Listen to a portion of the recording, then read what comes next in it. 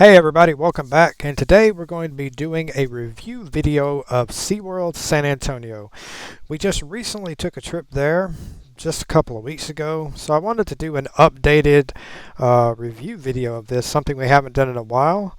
We're going to cover a lot of stuff from rides to shows to a lot of the add-ons. So without any further ado, let's hit the intro and let's get straight into it.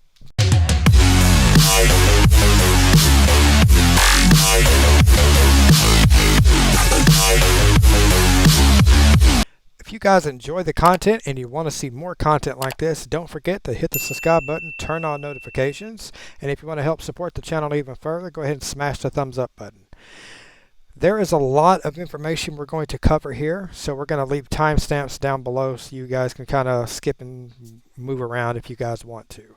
First thing I want to talk about is what type of group is SeaWorld made for? There are certain times of the year where SeaWorld is going to be really good for some people, and for other people it's not going to be so fun for them.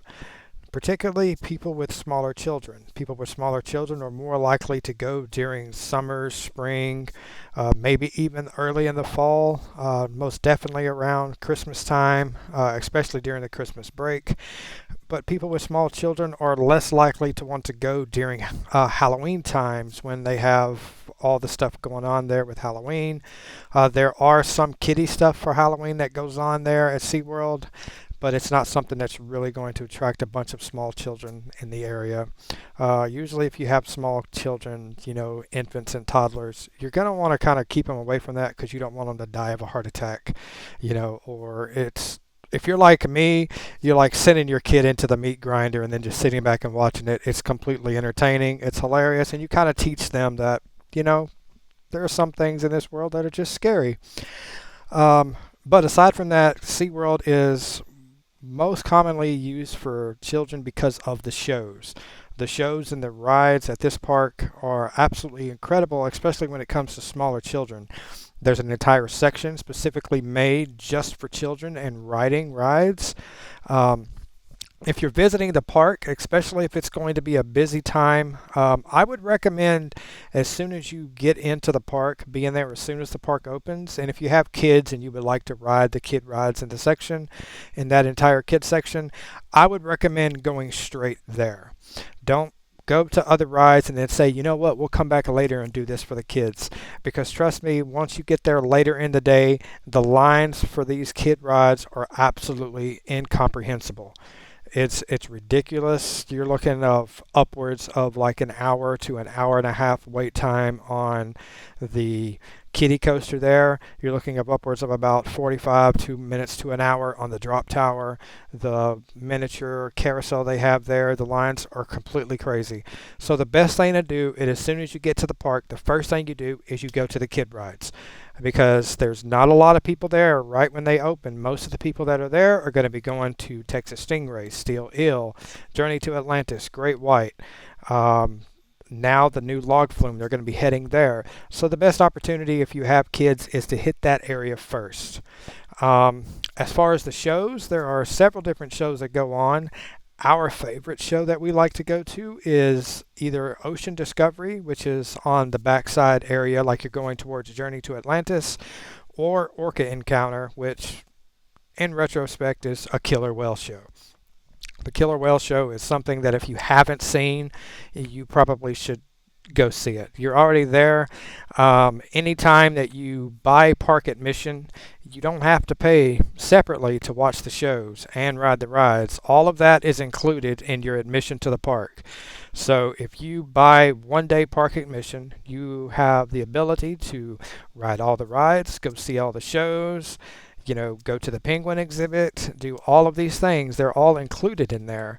I noticed that in the past people have asked, do I have to pay extra to do this? There is an instance to where you would have to pay extra to do certain things, such as some of the animal tours.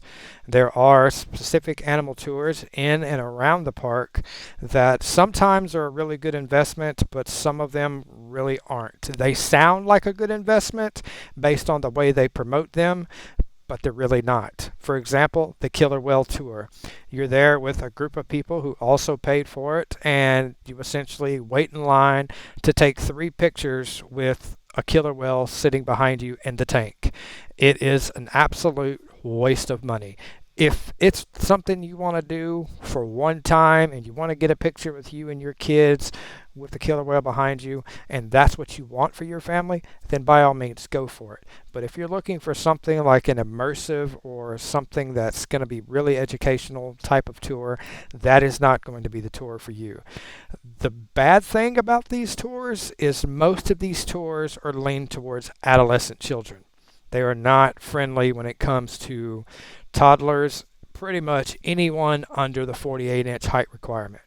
The dolphin tours, you can get the behind-the-scenes dolphin tours where you can feed the dolphins and do this, but you cannot get in the water if your child is not 48 inches tall. The same way with the beluga whale tour. There are several different other ones with the other dolphins there in the Ocean Discovery. So trust me, we are very, very excited once Asher hits that 48-inch height requirement, because then we can take him in there, because the one he wants to do is the dolphins. The penguin exhibit, there's a behind the scenes tour of the penguins where you go behind the scenes. If you go into the penguin exhibit and you've seen it, you get to go behind the glass there and you get to handle penguins and pet them, and you get to learn a lot of stuff about the penguins. But if you're not 48 inches tall, your child is not going to be able to do that. This is something with the penguins that I don't really understand it. 48 inches tall, like, you're taller than the penguins. So, I mean, you should already hit that height threshold, personally. But I'm sure there's some liability reasons as to why they set this at a certain standard. These tours you will have to pay extra for. Some of them range anywhere between $30 to $40. Some of them are upwards of $350, depending on which tour you get. So you can manage these through the add-on sections on the Seaworld website. I'm going to link that down below in the description box. You guys can check it out if you want to add something extra to it. Another extra that is really good during the Christmas times is these dinings. There's dining extras such as Dine with Rudolph and Friends, Dine with Mr. and Mrs. Claus. We have done both of these different years, and I will tell you, have low expectations. If you're going to do this, there's nothing wrong with doing this. If you're going into these, have low expectations when it comes to these dining experiences at SeaWorld. The food is not going to be like a 5-star restaurant. It is expensive, but you're not going to get the quality of food with the amount of money that you're putting towards it. You are essentially, it is like a character dining at Disney World. The food at character dinings are not really all that great. You are essentially there for the experience and for the characters. It is no different when you're at SeaWorld during the Christmas time dining experiences. You are there for the characters, and you are there to get your pictures with Santa, pictures with Rudolph, the other reindeer, and the abominable snowman, and that's essentially what you're there for. Everything else, it's literally just normal quick service theme park food. It's not the greatest, so if you have low expectations going into these, then you'll do just fine. But don't reserve it expecting, okay, well, I'm paying $100 for my family, so the food's going to be really, really good. Don't go in there thinking like that. Have a low expectations with it, so that way when you have low expectations, and if it just so happens it's better than you thought it was, it's always better that way than expecting it to be better than it actually is. One of the biggest and most slept on add-ons ever is the ability for quick queue. Some people that have been to SeaWorld for an extended period of time might get really annoyed when you're sitting there waiting in line for 35 minutes to get on Wavebreaker, and then you see this one person walking into the quick queue line. They literally scan their wristband and they get on the ride before you.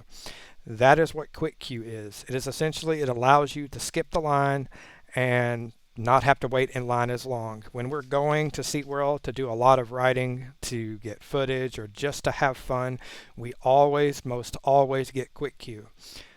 In December, we're taking a trip to SeaWorld Orlando. That environment compared to SeaWorld San Antonio are two completely different environments, two completely different monsters. So you kind of have to have quick queue in Orlando. I always get quick queue in San Antonio because the San Antonio crowds is really hit and miss. There are some days where you think it's going to be absolutely crazy in the park and there'll be nobody there. There are other days when it's supposed to be really slow and the crowd projections are really low that the park will be completely packed. There's really no guaranteed way to know. I have realized that every time we've bought Quick Queue, the parks have been slow. And any time that we don't buy Quick Queue, the park is completely packed. So you kind of got to take a chance with it. I would recommend if you're going for one day and you only have one day to do everything and you want to be able to ride all the rides, all the roller coasters, see all the shows, go ahead and make the investment and get the quick queue.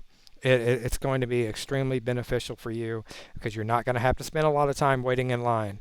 The most we've waited in line with the quick queue is about 20-25 minutes. Okay, not a bad investment. This is something that a lot of people sleep on. Some people say they didn't even know it was there until they got to the park. So trust me, if you have the extra money and you have the finances and you can, just go ahead and get the quick queue. If you're an annual pass holder, you get a discount anywhere from 15 to 50% off on it. So if you happen to know someone that is an annual pass holder, you can give them the money, let them buy it, and you'll get it at a cheaper price. So let's talk about the rides. We talked about the kid rides earlier, but now let's talk about the adult rides. There are two rides that you're going to see prior to entering the park. One is going to be Still Ill. It's going to be the purple and yellow roller coaster that's been there forever. I really enjoy this ride. If you have any type of problems, actually, if you are actually over the age of 12 and you don't want to have back problems or tailbone problems, I would recommend waiting and just ride this thing in the front because this thing in the back is completely astoundingly rough. There is floater airtime on this ride, which is phenomenal, but you have to keep in mind that floater airtime floats you up into the air and then puts you back down on the seat. These seats at Still Ill are plastic. So you're in the middle of a ride, sitting on the back, you go up and you get slammed down onto that plastic seat. It is very painful. Take my word for it. If you just want to get on the ride and you ride in the back, don't say I didn't warn you. Okay? If that's what you do, if you're like me and you don't have no ass, okay, it's painful. Okay? It's really painful. So just, be in the front. You don't have to be at the front seat, but more towards the front, like two cars. Okay? And you should have a really good ride, especially with the floater airtime. Great White is kind of it was a hit and miss there for a while, but it is the B&M coaster of the park. Just about every theme park has these. Great ride, floorless coaster, nothing too crazy, over the shoulder restraints. You've also got Texas Stingray, which is the GCI coaster there. Phenomenal ride. We absolutely love this ride, especially in the summertime. Because when it heats up and the tracks really get hot, this thing can haul. Let me tell you, this thing can haul. You've got Wavebreaker, the rescue coaster, which is a launch coaster. It is a family coaster. Everybody I've ever went to the park with has ridden this thing. It's great. It's phenomenal. You should be fine as long as you're not my mother, who looked like she was going to have a heart attack on the ride. But aside from that, it's a phenomenal ride. Great for kids. If you have kids under about 36 inches tall, they're not going to be able to ride Stingray. They're not going to be able to ride Still Ill or Wavebreaker. Wavebreaker, I do believe, has like a 48-inch height requirement for it as well. Journey to Atlantis will only be open in the late spring and during the summertime. It usually closes right around October or somewhere. It doesn't close for refurbishment. It just closes because of the weather. Why are you going to run a water ride when it's cold? So don't expect them. I do know when we go there in Christmas every year, it's always shut down. They're not going to run it. So it's a great ride. 36-inch height requirement. So if you have kids that are within that, they can ride it. It's nothing really too crazy. And then there's the log flume, the brand new log flume, the launch log flume that came out that has a 36-inch height requirement. So if you have kids that are within that, they'll be able to ride that. Let's talk a little bit about the dining. Dining here is pretty it's dining. It's theme park dining. There's nothing too crazy. I found out that the barbecue place right across from Orca Encounter is the best restaurant in SeaWorld. Personally, every time we go to SeaWorld, we go there specifically to get the three meat combo there with the chicken, the brisket, and the ribs. It's phenomenal. If you have annual pass, you get your discount on your food. Um, we love the barbecue there. The barbecue there at SeaWorld at that restaurant is better than any barbecue at Six Flags Fiesta Texas by a long shot. Um, yeah, one of my favorite restaurants there. So if you're looking for a good restaurant, definitely recommend the Big Barbecue Place. You can't miss it. It's like dead center of the park. So if you're next to like Orca Encounter and Texas Stingray, you see the big, southern, farm tower. Go towards it, and you'll be there. Just go in there and get you some food. If you have a family of like 3 or 4 that's going to be eating, and you want an opportunity to be able to save yourself some money on it, you should get one person having all day dining. The all day dining is going to cost you about $40 or $50 depending on the time of year you're going, and during that time you are able to eat a meal every 90 minutes.